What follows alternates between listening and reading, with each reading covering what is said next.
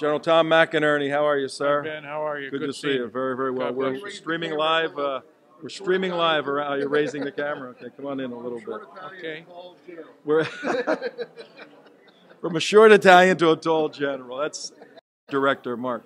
We're streaming live around the world here. Post press conference. What are your thoughts about the event? I think it was very impressive. I was not familiar with all the details that I heard today. There are a lot of things going on. But this is frankly a bridge to Benghazi.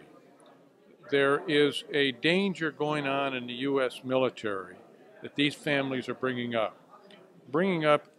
the problem that we have of people making decisions and rules of engagement and having a strategy that is a failed strategy. And what do I mean by that? We're not going to win hearts and minds in Islamic countries. They do not want our Jeffersonian democracy. They do want our money.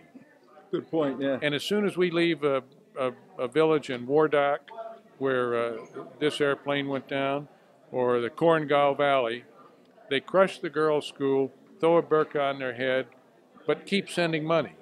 So that strategy that we developed is failed. And I think that this points it out. And these families know this so well, which understand the ideology we're fighting against. Radical Islam is an ideology as evil as Nazism, fascism, and communism. You don't kill 200 people and blow them up, and a Palestinian told me this, who was caught, and think you're going to get 72 virgins and go to heaven and be a shaheed. That's not a religion.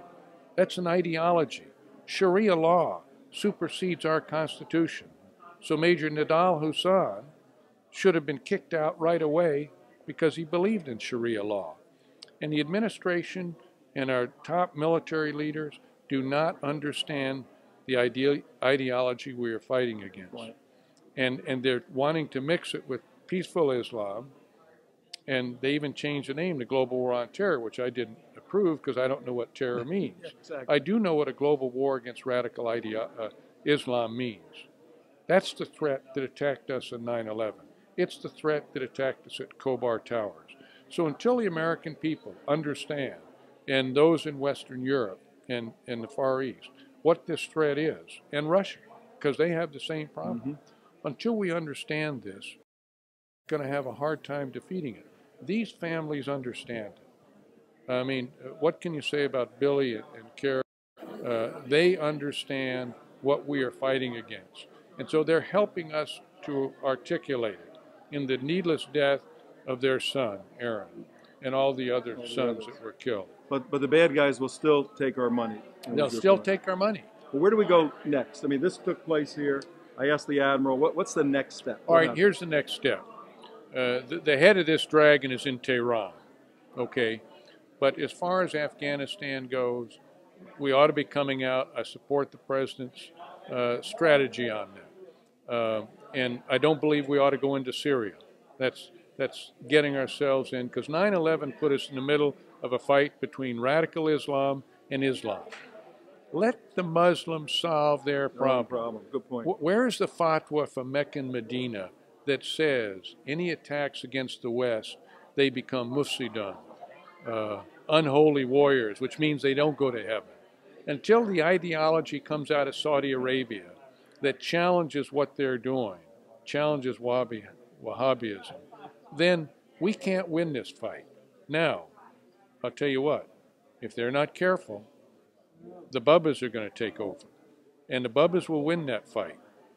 But that becomes when Tehran ends up putting nuclear weapons in U.S. cities, and 5 nuclear weapons go off in U.S. cities. General Valley and I wrote a book called Endgame. It was a nightmare scenario. But that's what they preach in their ideology. And so we must understand where they're going. The North Koreans are testing Iranian nuclear weapons. They've tested 3 so far. And so this has been very naive. I think the Bush administration was. We need, and this group is going to help us define a strategy that we defeat radicalism. Beautiful. Okay. Thank you. General, thank you very much. Appreciate it. General Tom McInerney. Thanks, everybody, for staying with us.